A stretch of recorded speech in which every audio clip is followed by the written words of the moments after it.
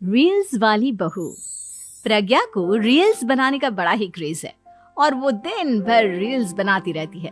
खाते पीते घूमते फिरते घर में कॉलेज में रील्स बनाने के कारण प्रज्ञा पूरे कॉलेज में हाईलाइटेड है। जहां उसकी रील्स सभी को पसंद आते हैं, वहीं मनीषा चिंता में डूबी रहती है। एक रोज जब खाते हुए प्रज्ञा रील्स बना रही होती है, तब मनीषा कहती है, एक मिनट भी चैन नहीं है इस लड़की को। ये नहीं कि खाना तो आराम से खा ले, लेकिन नहीं, अरे थोड़ी देर रील्स नहीं बनाओगी तो आसमान नहीं टूट पड़ेगा। अरे मम्मी, इसी को तो कहते हैं डिटर्मिनेशन। तुम नहीं समझोगी ये सब। ए भगवान, इस लड़की को सद्बुद्धि दे। जब देखो तब टेढ़ा बाका मुंह बनाती रहती है। मनीषा की बात का प्रज्ञा पर जरा भी असर नहीं होता और वो खाते खाते रील्स बनाती रहती है। दिन बीतने लगते हैं और देखते देखते प्रज्ञा का कॉलेज भी खत्म हो जाता है। आए दिन कोई ना कोई मनीषा को प्रज्ञा की शादी करवाने का सुझाव दे जाता है।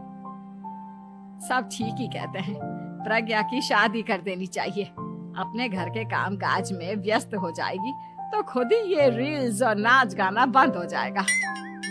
मनीषा और प्रेम प्रज्ञा के लिए एक अच्छा लड़का ढूंढने लगते हैं और तभी विकी का रिश्ता प्रज्ञा के लिए आता है, जिसने प्रज्ञा को उसकी रील्स देखकर पसंद कर लिया था।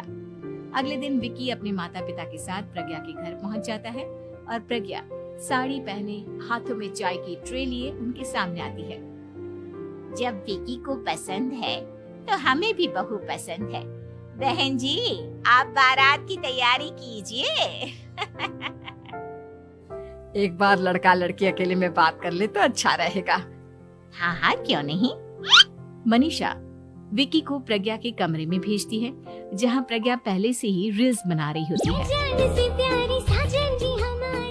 तभी विकी कहता है, आ गए आपके साजन जी। हमारे साथ ये रील्स कंप्लीट करती तो और भी अच्छा रहता। अच्छा जी, अब आ ही गए हैं तो बना ही लेती हूँ आपके साथ। दोनों मिलकर रील्स बनाते हैं। जब वी मीट और तुरंत पोस्ट भी कर देते हैं। फिर विकी कहता है, जब आप साड़ी में चाय लेकर आई तब मुझे लगा कि कहीं मैं गलत घर में तो नहीं आ गया। अब सही है। दोनों की शादी पक्की हो जाती है और शादी के दिन भी प्रज्ञा रील्स बनाने से चूकती नहीं। यहाँ तक कि बारात के समय भी नाचते हुए रील्स बनाती है। सभी लोग प्रज्ञा की तारीफ के पुल बांध देते हैं और प्रज्ञा नाचती गाती अपने ससुराल चली जाती है। सब कुछ अच्छा चल रहा होता है। प्रज्ञा यहाँ भी दिन भर हर चीज की रील्स बनाती रहती है। लेकिन कुछ दिनों के बाद जब सुनीता कहती है, बहू, ये रील्स के साथ साथ कुछ काम भी कर लिया करो। वैसे तुझे और क्या क्या बनाना आता है? मम्मी जी, वैसे तो सब कहते हैं कि मैं सब कुछ अच्छा बनाती हूँ, लेकिन मुझे लगता है कि मैं मैगी अच्छा बना लेती हूँ। हाँ, कॉफी भी अच्छा बना लेती हूँ और मुंह तो सबसे अच्छा बना लेती हूँ। हैं? अच्छा अच्छा।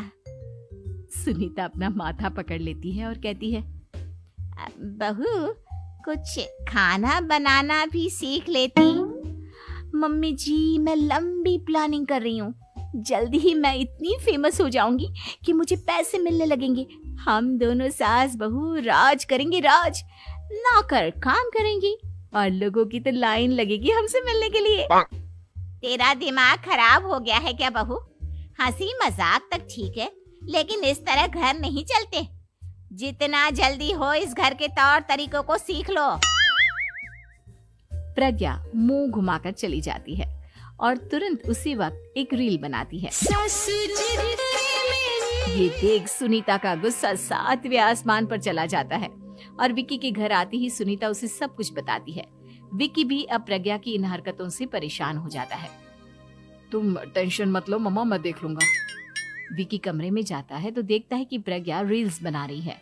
विकी बड़े ही प्यार से प्रज्ञा से कहता है, प्रज्ञा, इन सब के लिए मैं तुम्हें मना नहीं कर रहा हूँ, लेकिन फिर भी हर वक्त तो ये अच्छा नहीं लगता ना।